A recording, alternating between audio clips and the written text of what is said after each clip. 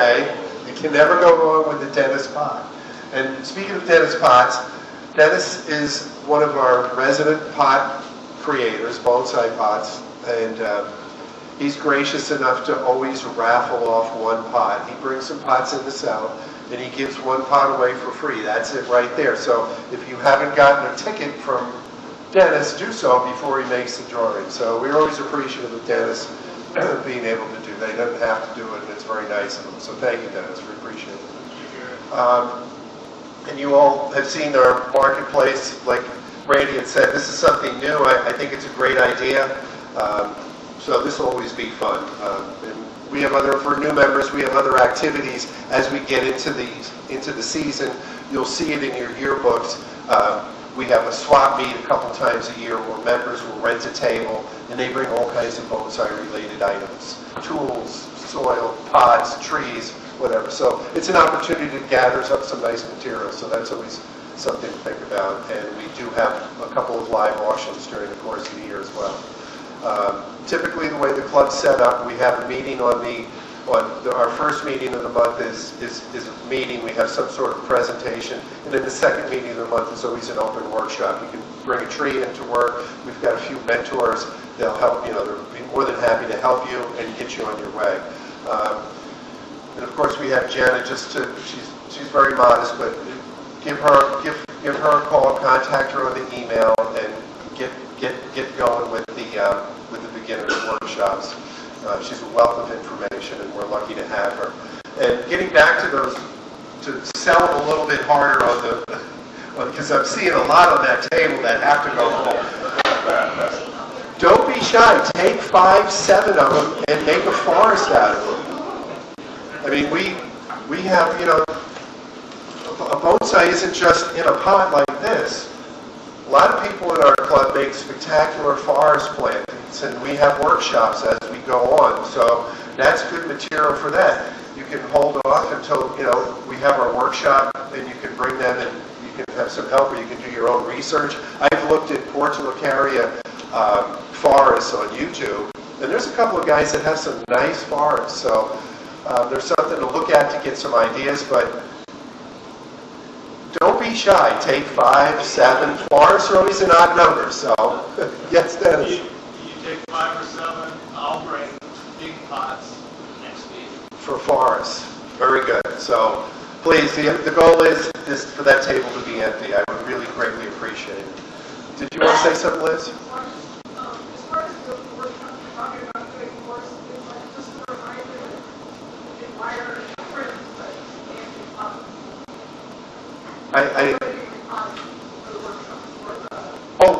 In our workshop, right? That's correct. That's the only thing we can't do is repot in the building. So but we can help you with that and kind of give you some ideas. I wrote some notes down. Let's try the question and answers. Randy had brought that up. We had a number of requests over a couple of years where people come in and they're kind of shy, they have a burning question that they don't want to ask, and because the meeting's going on. So what we're going to try to do is have like a question and answer period in the beginning of each meeting. Sometimes you can really go down the rabbit hole with that, so we have to be conscious of time. And if it's a topic that we can follow up on a one-to-one basis, that would be great. So let's see. Okay. Forest for Ian, I think. Is that the forest question? So it was from Jim McGowan's workshop? Yes. Where we planted forests. One question is, what's the name of the trees? Because I don't remember. And 2, when can I start trimming the branches? I've just been letting it grow. Okay. I think they were ficus. Weren't they ficus at the workshop that we did here? I'd let them grow a little bit. I'd just let them go crazy. Are they really growing well right now? Are they really taking off? Bring it to the workshop. We'll take a look. And maybe we can put some wire, maybe not cut them back yet, but maybe we can wire some branches to encourage some growth in this direction, and maybe encourage a new top on one of the, there's some things we can do as opposed to just cutting it back hard right away. And you're all set with that? Oh, termites and ants. I haven't had a problem with either, so I can't answer that question. Has anybody had a problem with ants or termites with their trees?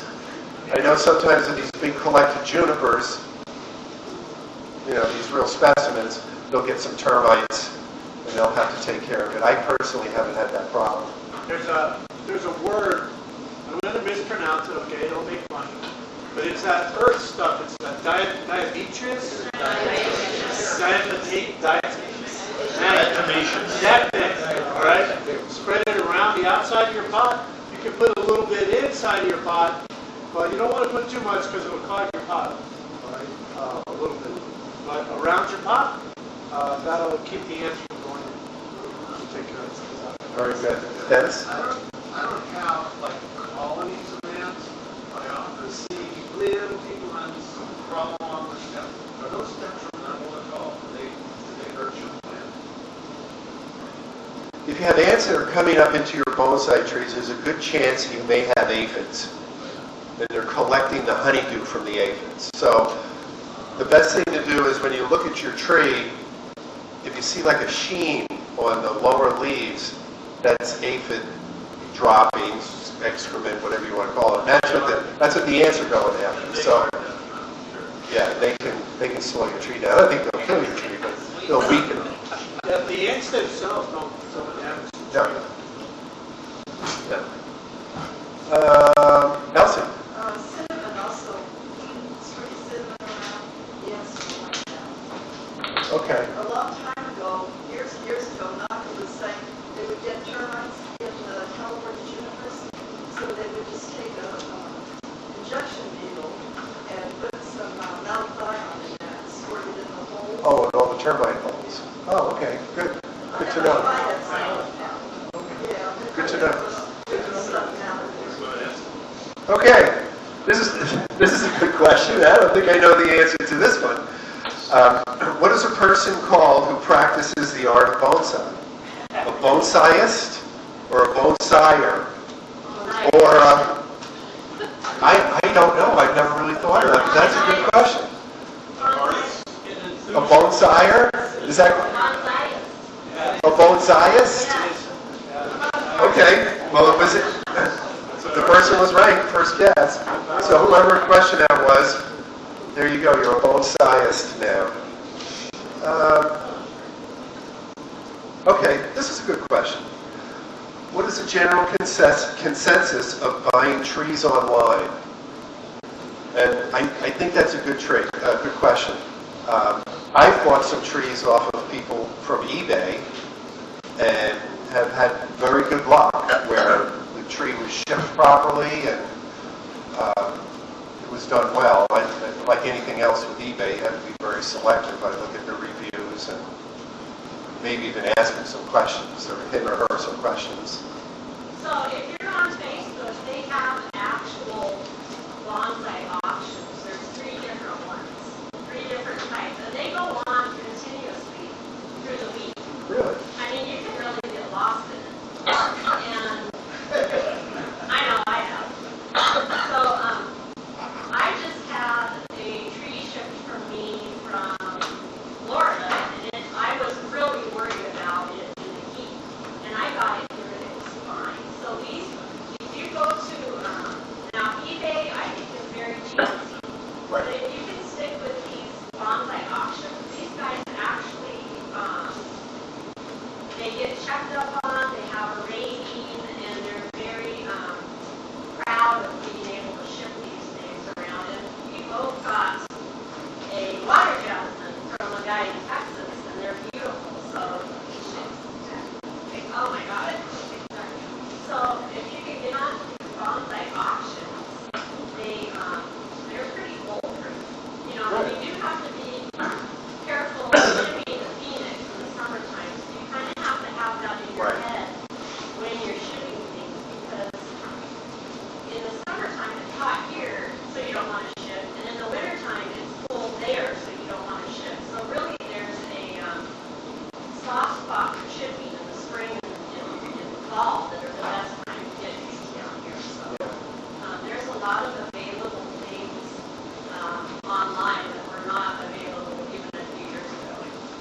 know. That's good, yeah. No, the most of them is like $20. It depends on where it's shipped from. My trees came in probably about this. Yeah, they do. You know, some of them are FedEx, and it just depends. Is it like round, like 5 or 7 days? Yeah, yeah.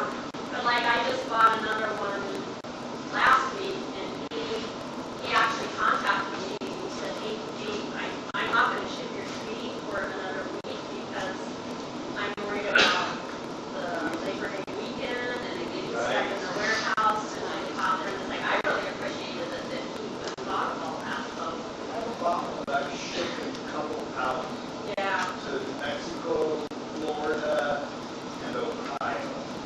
And I can I don't know. These guys, they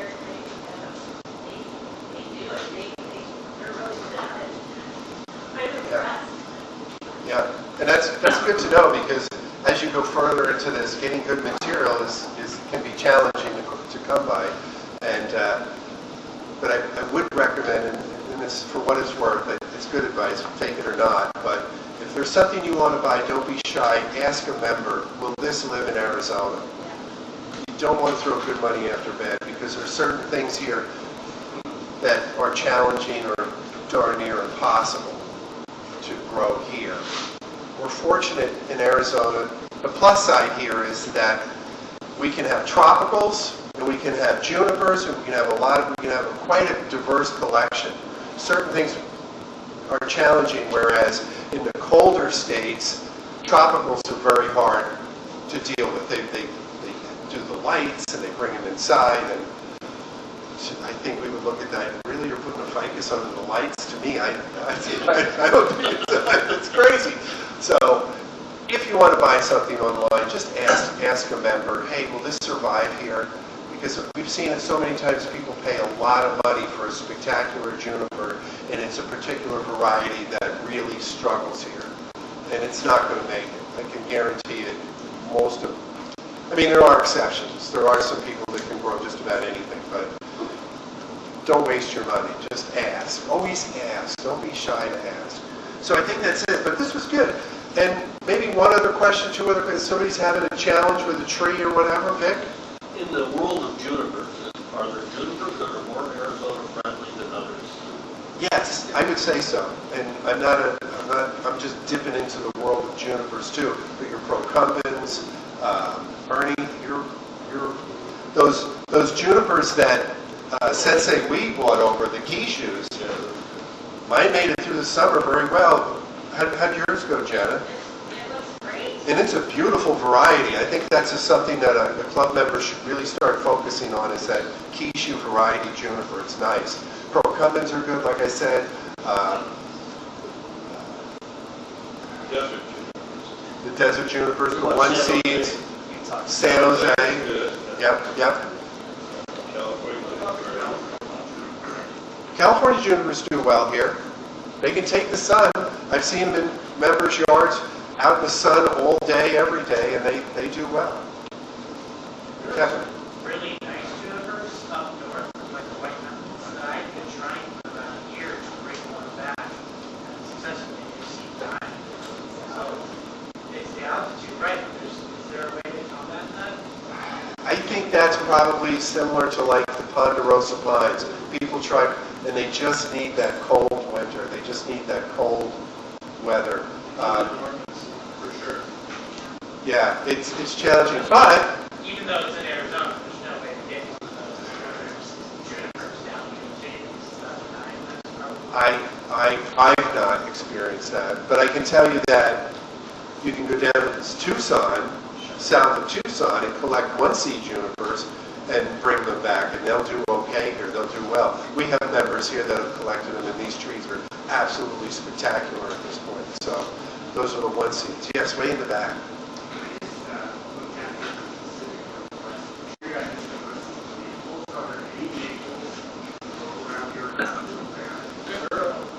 Well,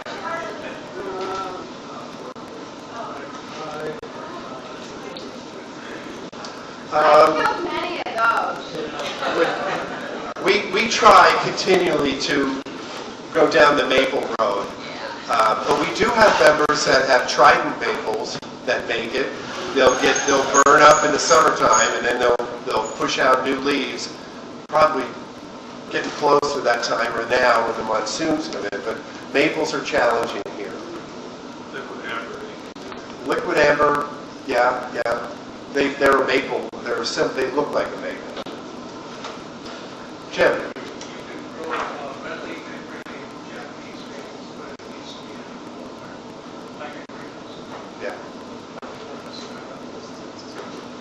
Yeah, someday we'll have a greenhouse. Maybe one more question, then we'll do our critique of trees. Anybody else have a burning situation? How did we get through the summer with our trees? I lost some trees. I hadn't lost some trees in a while, and I was very humbled this year. You know, I was thinking I was almost like indestructible, to be perfectly honest with you, and I got whacked back pretty hard. So yeah, and now everybody's, me too. So, and I don't know what it was. Boxwoods for me were very easy for a number of years, and I lost two beautiful boxwoods. They just went, and I don't know what happened. I don't know if it was like the heat. I don't know, but I applied fungicide, and I couldn't say. So anyway, that's the lesson learned there. So without further ado, we'll do our critique of trees. Here's one already. Perfect. Thank you. I know who this is. Don, you want to tell us about your tree?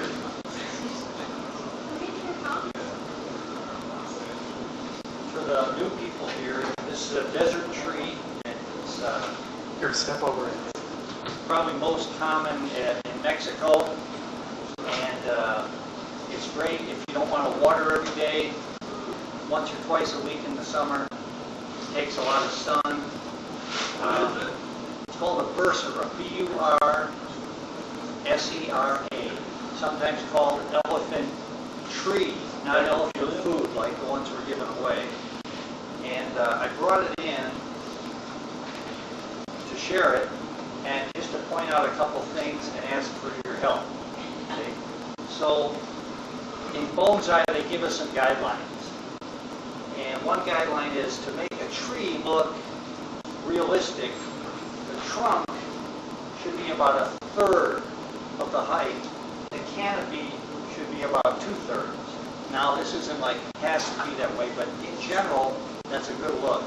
So what I don't like about this tree, it's kind of 50-50. So really, there's two ways I could go. I could lower the trunk, but then I would lose all these nice wide roots. Or I could let the tree grow. So I might do that. The other thing I wanted to ask help for, I developed it as this was the front, and I thought maybe there's a better front. So, and you'll see some big scars if you come up close. And when I got this tree 12 years ago, he was tall, and my friend Jim McGowan, right there, he said, cut it off right here. And I said, Jim, there's only one branch. There's a little tiny branch. And so he helped me over the years create these branches. And so this is where it was cut off. This is the front now, but I think the back could be the front. Also, this branch is coming right out at you, kind of an eye poker. So if I made that the front, I'd probably have to bring this back. But then I start spinning it around, and I thought, well, maybe I've got it in sideways. But then I came around here and all of a sudden it gave it much more movement. Yeah. Yes. Again, I've got an eye poker here, but I'm starting to think, keep it where it is, or the problem here, you can see it gives it nice movement, but I kind of lose that, I think, what do we call this in bonsai? Shari where you have a scar. You kind of lose that hopefully you see it from the side. Can you wire that lower right branch to go lower? You know, these probably, once they get thicker than this, you can't really wire this one without it breaking. Yeah. So I'm thinking a round pot. that's right. If you have a round pot, there's the answer. All right, that's all I needed. Next tree, any questions? Tom, Next how tree. easily available are these? I'm sorry? How easily available are these? You know, they're usually only available at Desert Botanical Garden sale twice a year, or Boyce Thompson, or Tucson Specialty Nursery. But in general, and maybe online. Does it flower or berry? Yeah, it's got one little fruit here, and you can grow it from seed, but it did flower earlier this year. So I'm hearing get a round pot, and I don't worry about it. And I think also, Tom, with this type of tree, it's a bursera. Sometimes it is what it is. That's the beauty of the tree.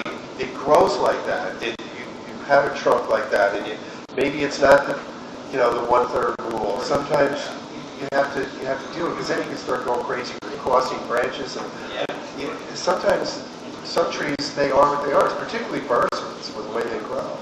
I think it's a spectacular tree. There's a number of different varieties of bursaras. I've not seen one with this type of a leaf. It's almost like I think it's a hybrid. Yeah.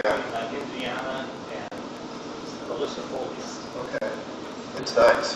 Does it have a fragrance like some of them have? Yeah. Cool. Thank you. All right. All right. This is a mystery. Tom,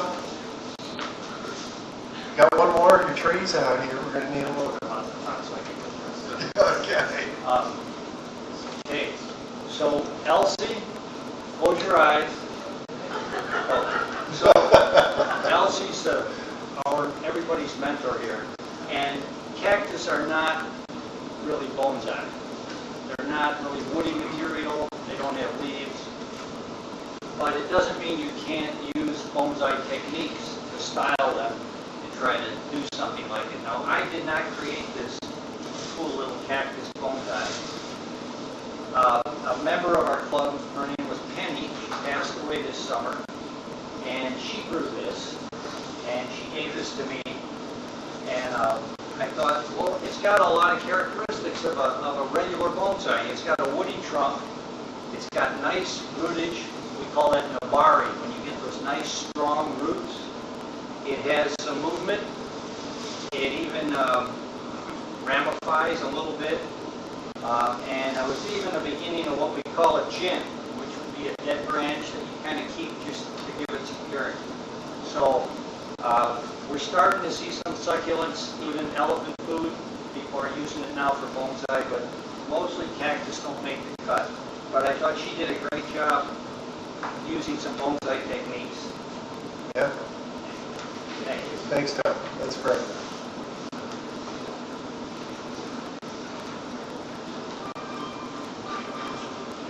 Okay.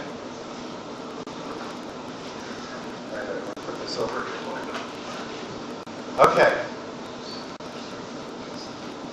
Ray, could you tell us a little bit about your...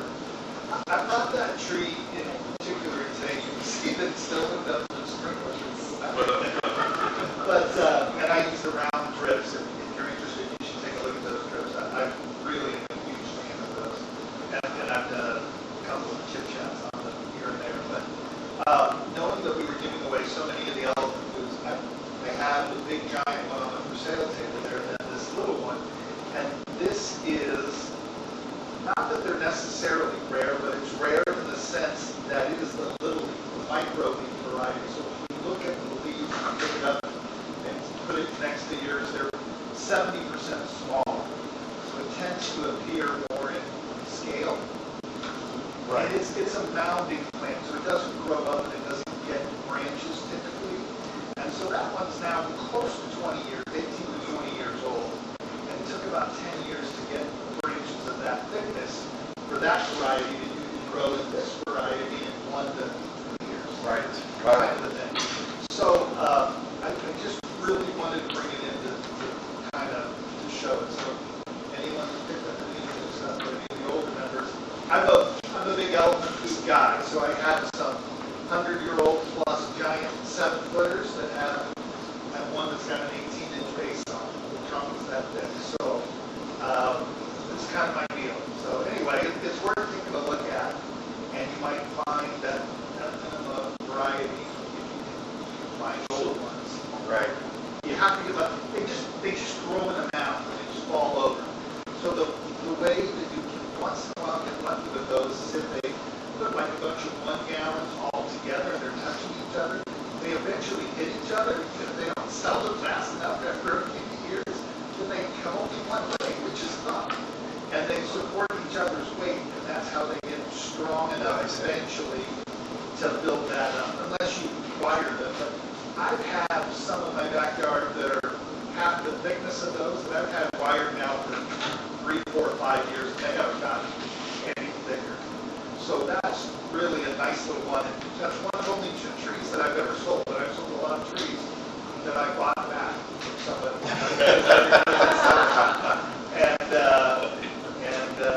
And if you know me, that's one of the smallest trees I have. It is. Trees are gigantic. It is. And if you come to the Christmas party this year, you will see all the giant trees. Right. Yeah. Yeah. This is a great tree for everybody to work on. They're beautiful green. They're succulent. They're very hardy. I always say the only way you can kill them is to overwater them or leave them out in the frost. But other than that, they do very well here. And when you're in nurseries, whether it's a Home Depot nursery or wherever, always look around. You may find that one tree that's been laying around or it just happened to get delivered there and it has a nice trunk. Always look at the trunk on trees in nurseries. The top you can always fix that. It's that trunk. So it's always funny. You go to a nursery and you see the guy looking at the bottom, the base underneath. That's all he cares about. That's the bonsai guy. And it's got, I drill all, I don't know if that's a dennis pot. Most of my pots are dennis pots that are that size. And I drill even more holes than what Dennis puts in there. And I put in a really, a soil that drains very, very well. Believe it or not, now in the summer when it's over 100, that tree gets watered 4 times a day. Now it's currently on 6:30, 10:45, 1:30, and 5 o'clock. And it doesn't root rot because of the way it drains. Right. So you just got to have the good drains. And there are, I think, 4 sprinkler heads on that one tree. That's great. Yeah, well, that's a good example of a lot of water, and yet we don't have root problems. And that is for new members and even all us members. It's a soil. Bonsai soil is critical with whatever we use. We use an inorganic soil here. We do have bags of it that we do sell. But it's made up of scoria, pumice, and akatama, and that's it. There's no organic material. And when I first joined the club, that was the first thing that was difficult for me to get past, was no organic material, no potted soil. You don't want that. Maybe in some parts of the country that you're going to be okay, but not here. You need that, and there are some members that will put pine bark in their soil, but typically you need a nice, well-draining soil that provides oxygen to the roots, and that's our soil at the moment, and for quite some time has been the best for us. So talk to Susie or Jenna about the bag of soil if you need it, because we are going to be sliding into repotting season soon. So, but these you can repot any time of the year. In fact, it's probably better when it's during the warmer months, the portulacaria. So all these portulacarias, elephant food that you're going to bring home, you can repot tomorrow if you want. That's okay.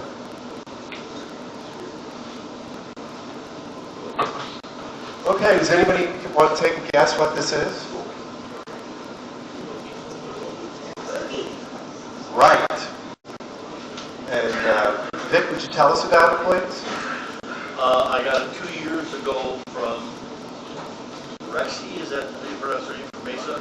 And I I didn't know where it came from, and you told me that apparently you cut these out of a commercial building in the ground that they were, and it was Right. basically just a stump, it was square on top. It had 2 live vein areas and one of the healthy ones on the back. There was another one on the side, but it wasn't doing very well. So basically, I've gotten a lot of help from Jenna and from you on how to get it to the point where one is alive, and then I got it to the point where it was healthy enough that I could carve it. And I carved it, I think, 3 different stages to get to that point. And then I found this rock I love. It sits right next to it. And is this our front? That's the front. Yeah. It's, it's wired right now. It's a work in progress, but it's come a long way in less than 2 years. It looks great. It looks great. We collected a bunch of bougainvilleas at an office building that was going to be torn out. They were in the ground since like the 70s. And sometimes they'll come out in one big piece. Sometimes they'll come out in pieces like that. But the whole thing with bonsai is you're trying to replicate age. You're trying to create that illusion of something old and ancient. And that's why collecting material is so good, because you achieve that right away, because you've got that big old trunk, and then like Vic is starting to work on the foliage, and in time that'll be a nice tree. So if you're ever out and you see a renovation of a landscape, maybe your neighbor's having some bougainvilleas torn out, you can just take them out and they'll root. If there's no roots at all, it's just the wood will root. We're happy to help you with that. I'm sure that Rob showed the light vein on the back because it's really healthy on the back. Right, this is the only, that's what's supporting all this growth right here, is just this little piece right here. So it's kind of cool. But these are very hardy, and it's excellent material here for Arizona landscape That's a bonsai. good example of the tutors here, though, because I have no idea what to do with it, and I got help from Jenna several times, Gary, and from also great help with it, too. I got another one I just started, I got from her last year. I find that these, using them for bonsai material,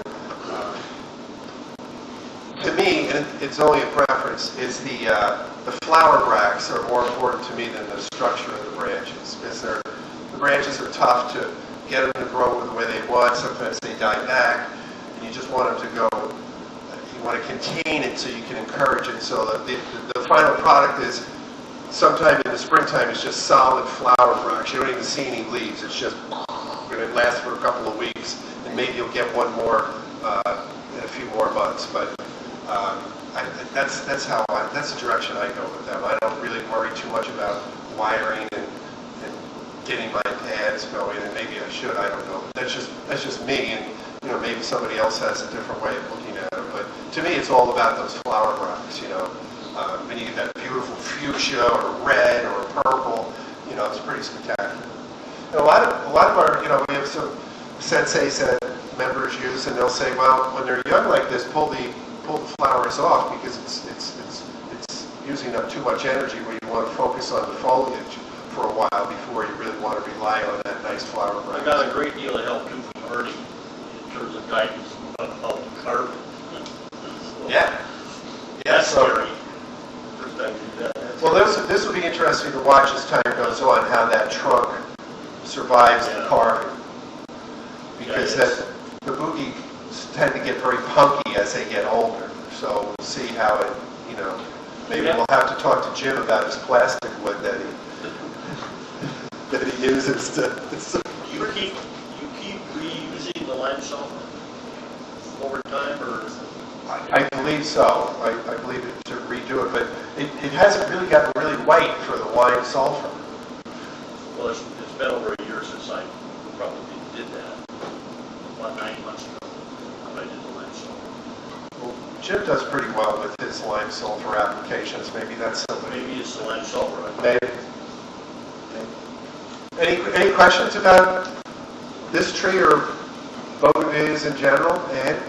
So for cuttings that I propagated just in pumice last spring, when should I repot them and when should I start pruning them? How are they growing? Are they growing crazy now? Yeah. I cut them back and repot them now. But they'll stay in pumice for, they might just like it. I have a few that have been in pure pumice for 2 years, and they're just growing, and I'm not in a big rush to repot them. Because the roots are very, very delicate. And sometimes things are better off left in the pot. And if it's draining nicely, unless it starts looking like it's really root bound, I don't think I'd worry about it for a while. You know, just maybe start working on that top growth and get it where you want it to be, whatever design you want. Yeah. Anybody else have any questions for bogies?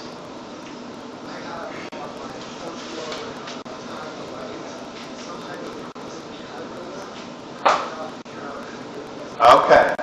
I'm glad you brought that up, because I was going to bring that up and I forgot, so thank you.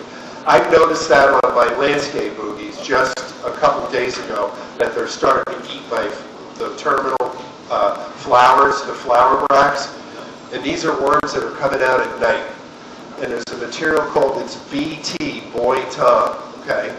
And it's a bacteria, you mix it up, it's harmless, it's not toxic. In the mornings I would spray it on, or don't do it in the afternoon in the hot part of the day. Sometimes you'll damage your foliage because it's so, especially with the temperatures we're having now. But in the morning when it's cool, spray it, and what will happen is the worms will eat the leaves that have this bacteria sprayed on it, and it makes it where they can't digest their food anymore, and they die. And the control happens very quickly. It knocks them out quick. And right about now is when you're starting to see it. Liz? They also very helpful with that. Yellow bellies and orange beans. Yes. So buy some painting, and you have to have some fruit. Go ahead and spray those. Yeah, I got hit really hard last year in my landscape. This year it's going to be okay. I have some spotty things. But I'm glad you, thank you for bringing that up, because that's something I wanted to bring up too, because I've noticed it on some of my landscape plants, and I have a torch glow boogie that I'm seeing a little bit of that too. So I already mixed up my BT, and I'm going to spray it tomorrow morning. So you can get it at Home Depot, any nursery. It's very common. I'm sorry? It's Bacteria's Thumbergi. Dry powder. Dry powder. Dry powder. No, it's a liquid. It comes in a liquid. It comes in a little plastic bottle, and you put like 1 to 4 teaspoons per gallon. And I always mix it a little on the heavy side. Did you want to? I think it comes as spray too. Okay, yeah, it probably comes pre-mixed, yeah. I've never bought it pre-mixed, but I'm sure it does, yeah. And, so I put it in the sprayer. Anybody else on the bogies? We could go on, it's gone. Okay, bogies over. Okay, another tropical. Can anybody identify this? Yeah. Persida blackout. No. No, it is. No. Close. It looks, at first glance, it does look like that. It's a Fukian tea. And again, this is one, we're lucky, we curse the heat that we have, but you know, we can grow Fukian teas outside year round and maybe bring them in once or twice on a frosty cold night. So we do have some pluses here. I know, they say if you can grow bonsai here in Arizona, you can grow them anywhere, and I really believe that. But I know this is Janice. Jenna, you want to tell us about your? It can take sun.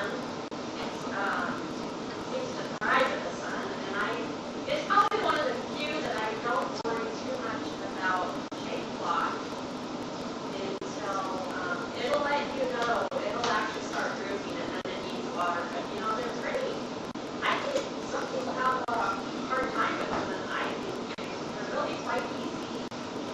The secret to them is growing them way out long before you chop them fast, and then just wiring them. And I don't know why we don't have more of them down here. The movement of that trunk, did they come that way, or? So that was, okay.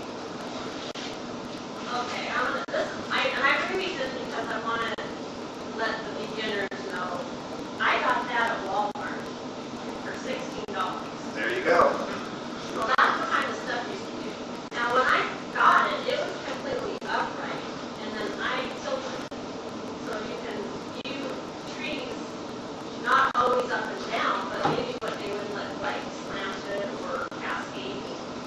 So there's a lot of different things you can do. This one has been wired. And they almost have, I don't know what they're called, but they're almost like a bracket also, and then the leaf comes off of that. You have to be careful not to knock those off as they get older. But I think a lot of people just chop on them, and I know Sam Medina, and hopefully we'll have him again maybe next month here. He lets them grow way out, and he wires everything long and gets it moving, and then he does top back. So when you're topping back your trees all the time, you're actually making them weak. So Right. I don't know if that's the problem, but I guess I would like to see more communities. Yeah, I agree. Old, Probably 5 years old. Yeah, you probably have that. And And as they get older, they get slower growing, so. And the truck is what's so nice on it. So Walmart, go next time you're in Walmart, just cruise through the garden center.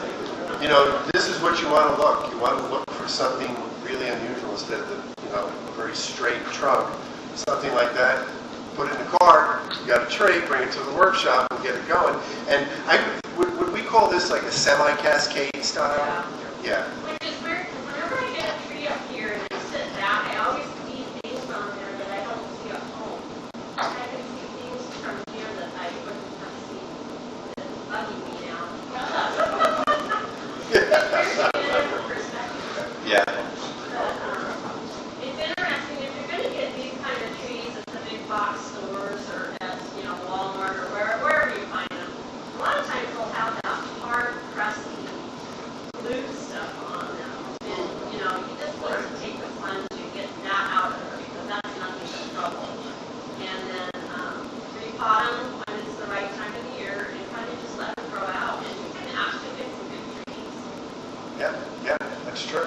Well, it's great. Any questions on the Fuki and tea? It's good material. Probably find a couple inexpensive things. We'll look at that.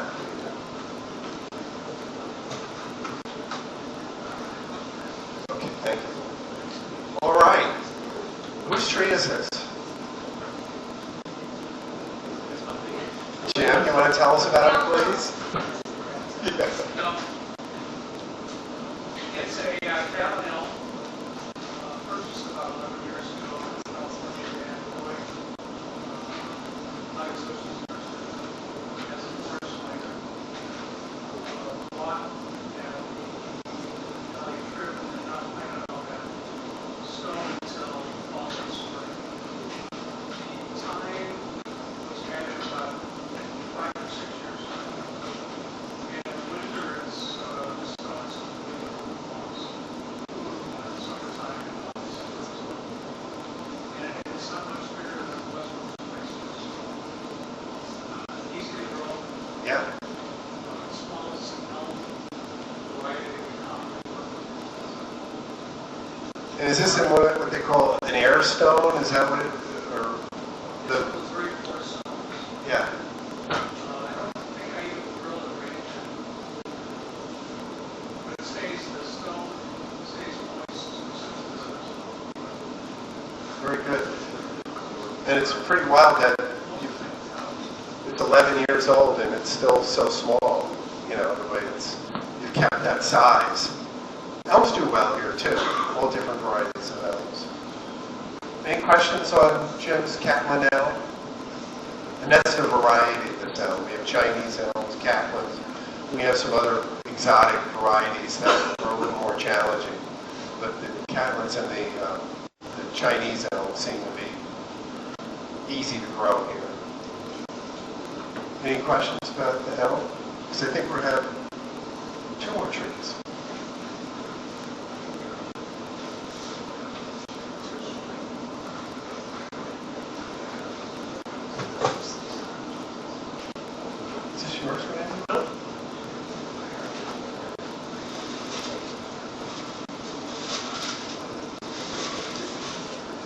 Okay.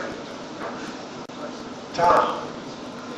They have been in that lot for probably anywhere 50 to 20 years. Wow. I wanna bring them down. Talk to Jim a little bit. Suggesting, wiring, just taking everything off and trying to wire it down. Before I did any cutting or anything like that. If they're healthy, I don't know what to do with them. Looking for advice. Okay. Who'd like to who'd like to throw the first stone? I think they're very artsy. I don't know. No, and I don't mean to throw the first stone, just a bit. I mean, it looks artsy, almost like two of them dancing. I think it's great. I think the movement is great. The trunks are spectacular. Tom, are those little picos on purpose, or did they just, what's that? The little picos, those looking it's just the way they kind of walk into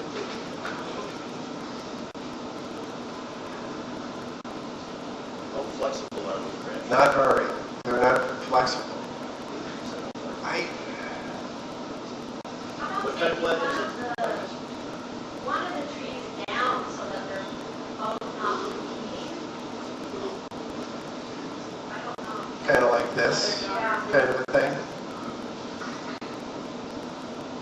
Well, I sure wouldn't mess Yeah, I with kind it. of just want, I like it. I think it's great with the trunk and all that, but if you wanted to change it, the good news is it's a ficus, and you can cut this just about any place, and it's going to branch back out, and you can do it's, you know, it's very well behaved. You can get it to grow the way you want it to. Anybody else have any other thoughts? Jim, do you have any thoughts on this? I had mentioned that just bring some of the branches down, you can actually move it up a little slowly. That one crossing branch that you see, if you're looking onto your right, you can cross it. But talk a little bit about moving that one branch to the back. And you can really move it if you want to. So that's one approach to bring the branches down. Do the 2 trees growing and have it as a profile with equal heights. Equal. The direction is that those ficus do so well as far as backlighting. You could reduce each one of those long kind of super thin branches and have multiple individual trees that kind of back and go back, but then breathing out and bring the entire tree down. So there, it kind of depends on what you want to do. So a conservative rate would be bringing branches down, just so you have a little more lower branching effect.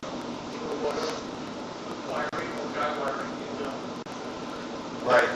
And if you don't like their moving as well, you can always cut them off, those, you'll have multiple branches for forest.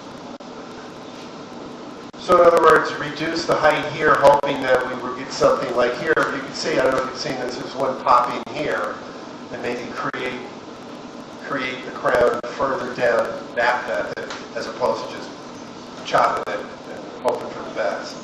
That's probably the best idea.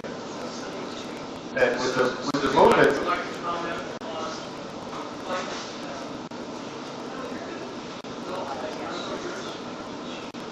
Can you repot those now? I think so, sure. They can take it, they like the warm weather. Summertime, Yeah. Hang on a second. Hang on a second, hang on a second. I want to make one suggestion. Okay, so I'm sitting over here. So I want you guys to look at this. Oh, interesting, yeah. All right? So look how close these pieces are here. If you look at it from there, that piece can go away. And then these can come down, and now you want to think about your long side, your short side. But this is really nice movement here, and this matches it here, but on the shadow, they look much closer together here on the shadow, when I'm seeing it right here. So I would look at it from that perspective and think about maybe this goes away, and then maybe this, you bring these down and then kind of create more of that. And these pieces in the back just kind of fill the back, sort of to that effect. So just another perspective of looking at it, because I'm looking at the shadow here and not getting lost all up into this. So just something to think about.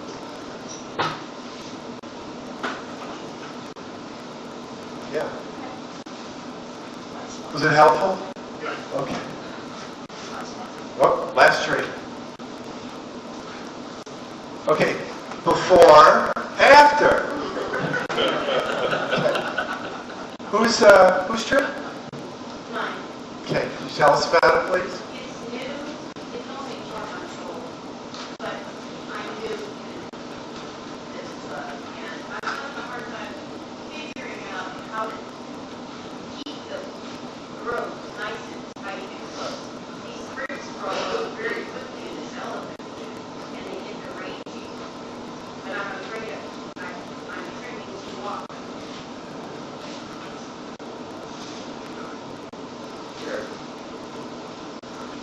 Put it in 100% full sun. It's thrown underwater, and they'll come out tight and they'll elongate. If you get shade, they elongate, and they'll get bigger to more sunlight. And if you wire it down a little bit to get the separation between the pads, it'll tighten Wire it down to the separate way. up. To get your, yeah, like that. Okay. So you get more light in between. And just cut everything that's growing on the other side. It's got a good little trunk starter. Yeah, it does. And also, Gary, as it stands now, if you take the tips off, it'll start sticking out. It'll start. That's Right. take the tips off. Right. So in other words, if you come around and pinch all your tips, it'll start to get denser. I put that little one in that. That's what I do to that all the time. You can see the difference. Like see here, it's starting to get a little denser, and you have to, I pass it around. But with these, if you start pinching them, they'll start to get thicker, and you can start to create pads, which you aren't ready to do that with this now. Like Ray said, let's start defining some of our branches, and maybe there'll be some that you want to take out, and then you can start creating nice pads. Is it informal upright? Is that what I would call it an informal upright, yeah. And for a lot of you folks that don't know that you're new, every bonsai has a front. We've been talking about fronts all night. And you go, what's that? Well, every bonsai has a front. It may not always be the same front, but at the moment in time, that's the front. It's easy to identify what the front does. You just keep turning and you go, oh, that looks good for a number of reasons. Maybe the top is coming a little bit towards the viewer. And I believe in one of the books that Jenna has out, they describe that in pretty good detail on, determining the front. And that's a very important aspect of bonsai. And that's kind of a rule you can't break because it's so obvious. So that's something you always want to look for the front. Some people will look at the base and they'll go, okay, this is the widest part of the tree. I'm going to make that my front. It looks the best. But then, of course, the top does something weird where they both fight each other, and that can be a challenging thing. So the front's very important on all your bonsais, and it's when you look at trees, when members bring trees, they always look and say, okay, where's the front? And it's obvious because you just spin it around and you go, okay, now with here, I think you pretty much picked the front for the moment. That may change because you may cut, this branch may get removed at some point and these moved over, but just start pinching it and keep it tight, and you'll get the nice pads and the foliage will get a little more dense. Anybody else have any questions about this? Because this is a good beginner's tree, so now would be the time if you have any questions that you're not sure about. And you can fertilize these. They love fertilizer, so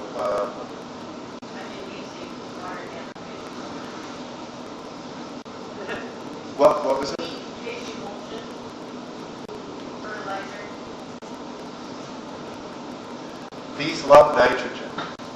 Put some miracle grow to it. That's only my thought on these. Ficus, elephant food, you can't go wrong because you can control the growth. It's going to grow, but you can keep it tight. It's not like it's another type of tree where you give it too much nitrogen and it's going to tend to get weaker because it's just going to grow some long, leggy growth. That one will be okay. Half strength. And it'll get nice and green. And that's what's nice about it. That's what I love about the elephant food is when they get that real crazy dark green, like that one that Ray had with the little leaf one that he had. That's really nice. Anybody else have a question about elephant food or steak? Say, the stuff that Ernie's selling in the bags, I use that. And I use that on there. And what I do is I have those round drippers that have multiple points. I put one of those little tabs under the dripper. And I have it wired down so that it drips through that every day. Works great. Are you seeing good results with the? Like you said, the little green one there, yeah.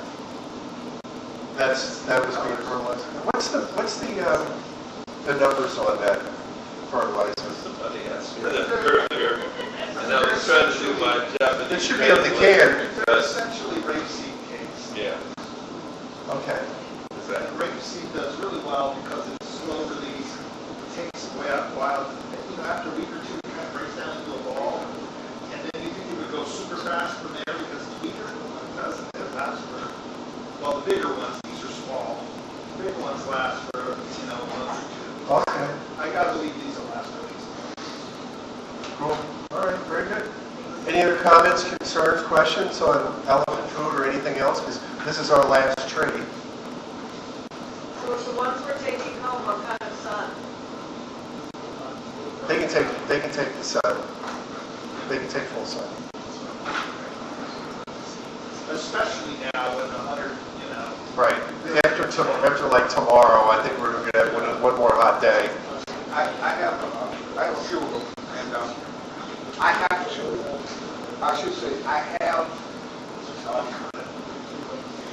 trimmed the tips of them twice in the past 3 weeks.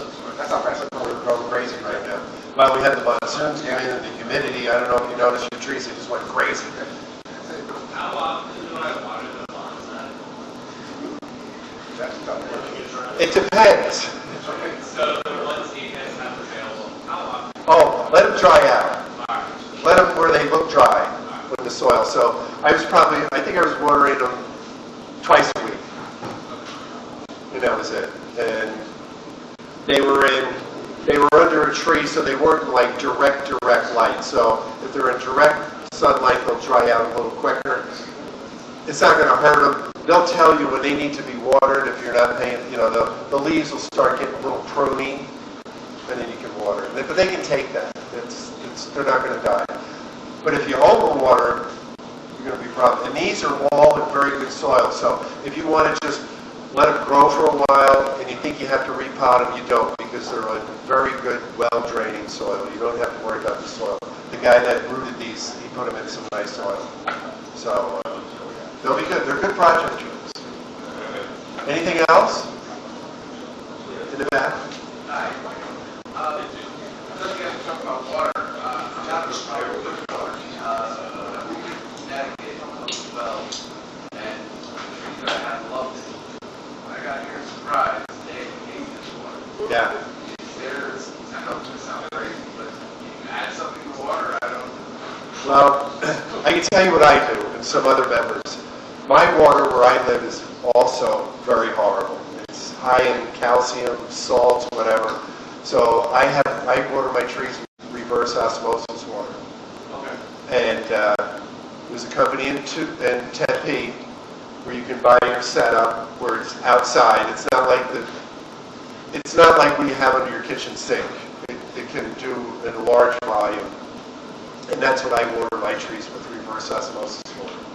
I don't get the white stuff on my leaves or the trunk, and they do very well with that. So that's another option. And if you get to that point you'd like to do that, let me know, and I can send you their information and take you a picture. In fact, on our website, there was a video of my water system. I did a little video of my reverse osmosis system. So if you go on our website, it's right there on the bottom of the page. Yeah. In addition to that, there's also inline filters that I found that have very small micron absorption. They're very inexpensive. They connect right to your garden hose. I put it on my auto sprinkling system as well as the garden hose. You can wash the car with it. And it does well? It filters? Really? Really? Because I know some members use the magnets. That seems to be helpful too. Mine is really bad, so. But then you go to Ray's house and he doesn't live far from me, and his water is much better than mine. It's just where you live. Anything else? Elsie? Oh, yes. Yes. Tuesday, so anyone's welcome to see you. I'm interested in joining. Very good.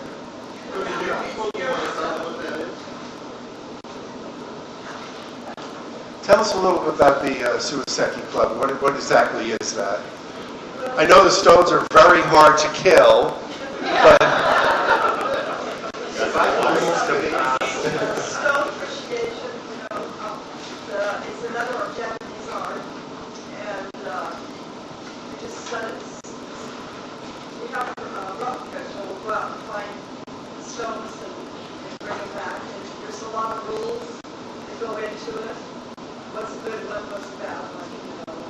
Well, none of them are bad. Right. But it would make a nice one for a show. Because we show the stones along with our bonsai trees when we have the bonsai show. So, Elsie's doing the tabletop for next, not next week, but our next meeting, and she'll be bringing in some of those stones. Oh, that's great. That'll be a good thing to see. So it'll give you an idea, and maybe go to the next stone Suiceki meeting, and if something you like, it's well worth it. You can go out there and start stone hunting. Do the raffle. Oh, raffle. Yes, I know. I'm sorry we ran a little late.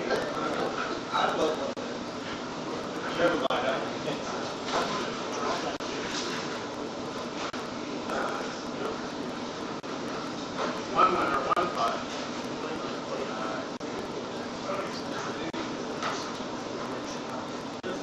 We have, the last three numbers are 433.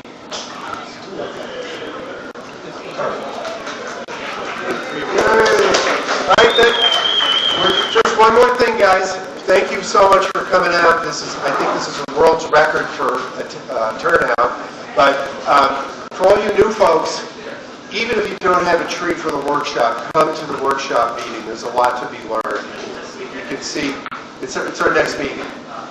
So it's not next Wednesday. It's Wednesday. Oh, that's Ernie. Ernie is doing a workshop with the Tucson Club. Ask Ernie. He's right over there. Ask Ernie. Thank you, folks. Appreciate it. Don't forget, bring all those trees home.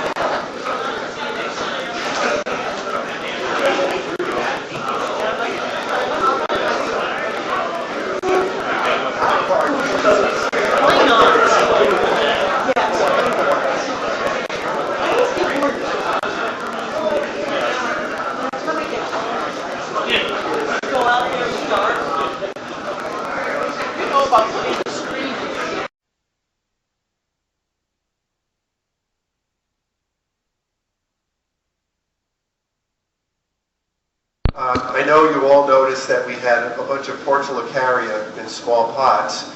A gentleman he was a member many years ago. I've never met him, but he passed away in June. His family reached out. They wanted to donate all those. There was quite a few. Please take as many as you want. I don't want to bring them home. I bought this in. This was from a cutting, and I think I've had it for maybe 3 years. And I bought it in just so you can see what these trees can become if you wanted to keep it in the Shohin family, something that's shorter than 9 inches. So this is why, it doesn't take them long to get like that. And also, I just wanted to let you know, this is in a dentist pot.